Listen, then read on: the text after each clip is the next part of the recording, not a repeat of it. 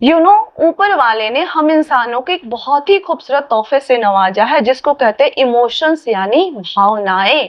हम इंसान इस पोजीशन में है जहां पे हम डिफरेंट काइंड ऑफ इमोशंस को फील कर सकते हैं, एक्सपीरियंस कर सकते हैं और उस इमोशन को आर्टिकुलेट कर सकते हैं, एक्सप्रेस कर सकते हैं through our behaviour and actions, right.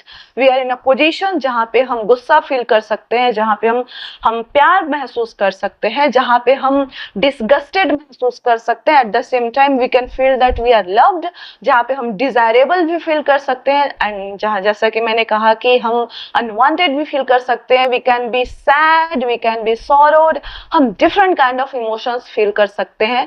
And यही इमोशंस जो है ना हमें जानवरों से अलग बनाता है एंड यही emotions, this emotions make humans human. यही इमोशंस है जो कि हम इंसानों को इंसान बनाती है। बट द सवाल इज, द क्वेश्चन इज कि देयर आर सम इमोशंस जो कि प्लीजेंट है, जो कि जिनको हम एक्सपीरियंस करना चाहते हैं, but there are some emotions that we don't want to experience. You would agree कि हम में से कोई भी नहीं चाहता कि वो डिसगस्टेड फील करे, राइट? हम में से कोई भी नहीं चाहता कि वो अनडिजायरेबल फील करे, हम में से कोई भी नहीं चाहता कि वो इरिटेटेड फील करे, बट हम सब चाहते हैं दैट हम अप्रिशिएट किए जाएं, हम लव्ड फील कराया जाए, हम वांटेड फील कराया जाए, हम रिलेटेबल फील कराया जाए, राइट। सो एक बंच ऑफ इमोशंस है जो कि हम एक्सपीरियंस करना चाहते हैं, एक बंच ऑफ इमोशंस है जो कि हम नहीं एक्सपीरियंस करना चाहते, बट हम दोनों एक्सपीरियंस करते हैं and none of them are in our control. So आज की इसी टॉपिक पे एक जेन स्टोरी है, 1 डिग्री मोर का ये पहला जेन स्टोरी होगा जहां पे हम एक जेन स्टोरी के मीडियम से समझेंगे कि क्या हम किसी इमोशंस पे हमारा कंट्रोल है या फिर बाहर के ही लोग हैं, दूसरे ही लोग हैं, हमें वो डिसगस्टेड भी फील कराते रहेंगे और अनलव्ड भी फील कराते रहेंगे। कोई आएगा हमें लविंगली महसूस कराकर चला जाएगा और कोई आएगा हमें अनवांटेड महसूस कराकर चला जाएगा। सो आज की जेन स्टोरी इसी टॉपिक पे है। इसके बाद हम देखेंगे कि इमोशंस के ट्रिगर पॉइंट्स क्या है एंड हम कैसे रेगुलेट कर सकते हैं, जेन स्टोरी के बाद में आएंगे। Okay, so let's start. I will try to articulate it as better as possible.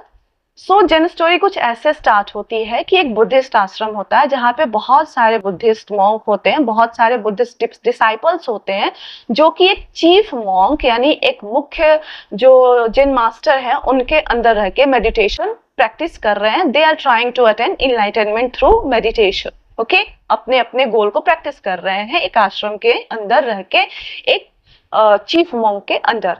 But उनमें से बहुत सारे जो डिसाइपल्स होते हैं उनमें से एक डिसाइपल होता है, उसका बिहेवियर डिफरेंट होता है। वो most of the time irritated रहता है, जहां पे बाकी डिसाइपल्स मेडिटेशन के थ्रू पीसफुल फील करते हैं, they are in harmony with themselves and others. वो अपने साथ साथ दूसरों के साथ भी बैलेंस्ड बिहेवियर रख रहे हैं, खुश हैं।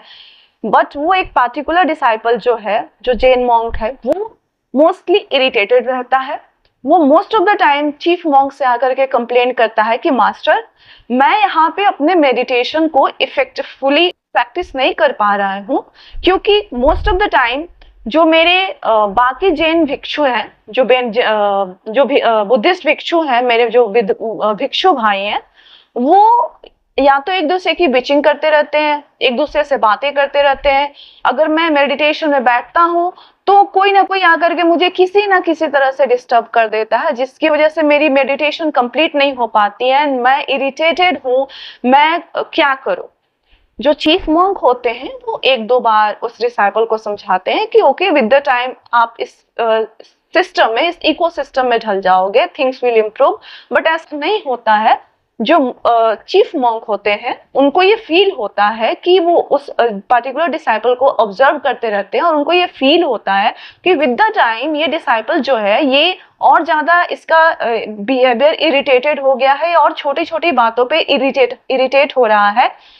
एक दिन ऐसा आता है कि जो वो पर्टिकुलर डिसाइपल है वो आकर के चीफ मॉन्क से कहता है कि मास्टर, मैं यहाँ पे अपना मेडिटेशन प्रैक्टिस नहीं कर सकता हूँ, मैं अपना घर बार छोड़ के यहाँ आया हूँ ताकि मैं मेडिटेशन के थ्रू इनलाइटनमेंट को अचीव कर पाऊँ। बट यहाँ का इकोसिस्टम ऐसा है कि हर कोई मुझे डिस्टर्ब कर रहा है, मैं मेडिटेशन कर रहा हूँ, कोई आकर के मुझे डिस्टर्ब कर दे रहा है, लोग आपस में बिचिंग कर रहे हैं, वो मुझे सुनाई दे रहा है, वो मुझे डिस्टर्ब कर रहा है, तो मैं यहाँ पे प्रैक्टिस नहीं कर सकता हूँ, आप मुझे कहीं और जाने का परमिशन दे। तो उस डिसाइपल के इंसिस्ट करने पे जो चीफ मॉन्क होते हैं वो उसको अलाउ करते हैं कि ओके यू गो, एंड पास में एक पॉन्ड है, एक बड़ा सा तालाब है, आप वहां जाओ और वहां पे जाकर मेडिटेशन करो। तो वो जो डिसाइपल होता है, शिष्य होता है, वो बड़ा खुश हो जाता है और वो उस तालाब में जाता है, और तालाब के अंदर एक नाव होती है, नाव पे बैठकर तालाब के अंदर जाता है और नाव पे बैठ करके वो मेडिटेशन स्टार्ट करता है। वहां पे उसको अच्छा फील होना स्टार्ट होता है। जैसे ही वो मेडिटेशन के डिफरेंट मतलब इन कर रहा होता है, डिफरेंट जैसे ही डीप में जाना स्टार्ट कर रहा होता है, तब तक उसको बहुत जोर से गुस्सा आता है। उसको ऐसा फील होता है कि कोई आ करके उसके नाव को जानबूझ करके धक्का दे रहा है, उसको डिस्टर्ब कर रहा है, और बहुत जोर से वो गुस्सा करता है और गुस्से में चिल्लाते हुए वो अपनी आंखें खोलता है। बट उसको ये दिखता है कि वहां पे कोई आदमी नहीं है, कोई दूसरा जैन मोंक नहीं है, कोई उसके अदर भिक्षु भाई नहीं है जो उनको उसको ऐसा समझ में आ रहा था। उसको ये दिखता है कि कोई एक नाव है जो कि खुली हुई है, उस पे कोई बैठा नहीं है, वो जस्ट उसको बांधा नहीं गया था, तो हवा के साथ वो बहते बहते आ गई है और उसके रास्ते में मेरी नाव पड़ गई, जिसकी वजह से वो हवा से मेरी नाव से वो टकरा रहा था और जिसकी वजह से मुझे डिस्टरबेंस हुआ। इस एक्सपीरियंस से उसको इनलाइटनमेंट आ गया।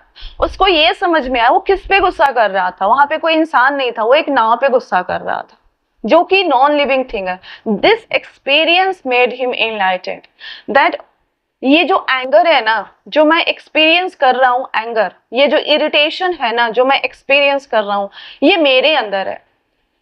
ये इतना डोमिनेटिंग है कि जस्ट किसी के बाहर से ट्रिगर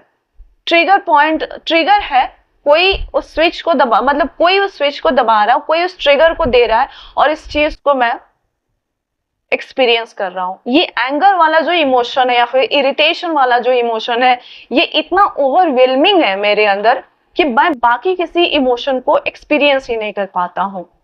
सो इसके साथ ना उस जैन डिसाइपल को इनलाइटनमेंट आ गया। So coming to the conclusion of the story, see different, जैसा कि हमने कहा कि उस जैन डिसाइपल के अंदर वो जो एंगर का इमोशन ओवरवेलमिंग था।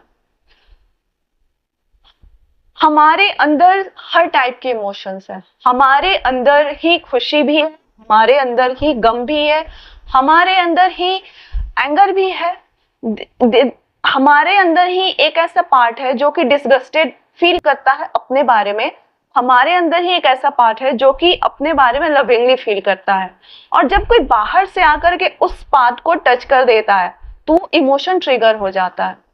कोई आकर के गए ओके यू लुक लवली, तो हमें अप्रिशिएटेड फील होता है, ये फीलिंग ऑलरेडी अंदर है हमारे, part of me knows that I look lovely, but a part of me perhaps do not like me, and कोई आकर के कह दे दैट कुछ भी ऐसा दैट जो कि मुझे फील सही ना हो या फिर डिसगस्टेड जैसा फील हो, यू आर डिसगस्टिंग, तो part of me knows that there is something not good about me, तो वो वाला पार्ट उस एक्शन या कि सामने वाले के बिहेवियर से रिलेट कर लेगा। तो मेरे ही अंदर एक ऐसा पार्ट है जो कि मुझे महसूस कराता है कि मैं सुंदर हूँ, मैं एक्सेप्टेबल हूँ, but there is another part of me जो कि डिसगस्टेड है खुद के बारे में। बस सामने वाले को आकर के डिफरेंट इमोशंस को बस ट्रिगर करना होता है। फॉर एग्जाम्पल, अगर आप संगीत का ज्ञान रखते हैं, संगीत का नॉलेज रखते हैं, तो आपको पता होगा कि हारमोनियम के डिफरेंट कीज होते हैं, या फिर जो बैकग्राउंड में गिटार है इसके डिफरेंट नोट्स होते हैं। सा कहाँ है वो फिक्स है, आपको सा के लिए सा बाहर से नहीं आएगा, डिफरेंट नोट कीज है हारमोनियम पे, आपको हर रे कहाँ बजेगा वो फिक्स है, गा कहाँ बजेगा वो फिक्स है, आपको बस क्या करना है कि बाहर से उस की को प्रेस करना है। यहाँ पे डिफरेंट नोट्स है, इसमें कहाँ पे क्या बजेगा सब फिक्स है, just you have to play the string, आपको प्रेस करना है स्ट्रिंग को और पिक से उसको प्ले करना है। आपको बाहर से बस ट्रिगर देना है, सारी चीजें पहले से ऑलरेडी मौजूद है। हर नोट पे सा कहाँ है, ऑलरेडी है, आपको बस प्रेस करना है। इसको इमोशन की तरह लीजिए। आपके अंदर ही गुस्सा है, बस बाहर वाले को आकर के उसको उस पार्टिकुलर की को प्रेस करना है। आपके अंदर ही प्यार है, सारी चीजें आपके अंदर है। आपको बाहर वाले को आकर के बस वो वाले की को प्रेस कर देना और आपके अंदर से प्यार उमड़ पड़ेगा। आपका एक पार्ट है जो आपको लाइक नहीं करता है और सामने वाले को आकर के बस कुछ ऐसा बिहेवियर करना है जिससे आप डिसगस्टेड फील हो, वो वाला धुन फिर एक्टिवेट हो जाएगा।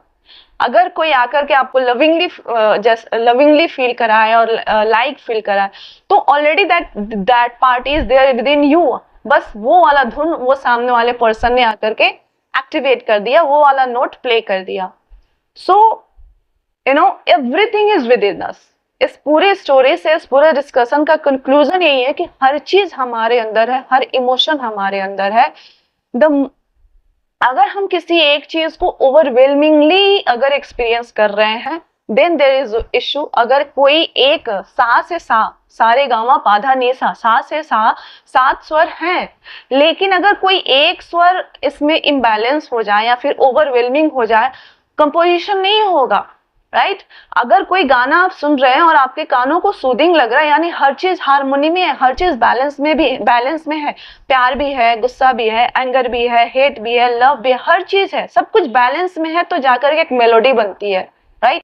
तो हर चीज बैलेंस में एक्सपीरियंस करना इज मेलोडियस। बट अगर कोई एक इमोशन ओवरवेलमिंग हो जाए तो कंपोजिशन नहीं होगा।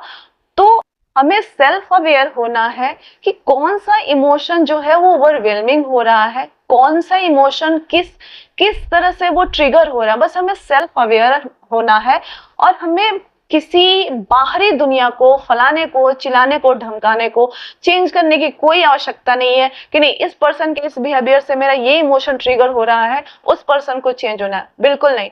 इस पर्सन ने मुझे डिस्गस्टेड फील कराया है, इसको चेंज होना है, बिल्कुल नहीं। This person has made me feel irritated, इसको चेंज होना है, बिल्कुल नहीं। किसको चेंज होना है?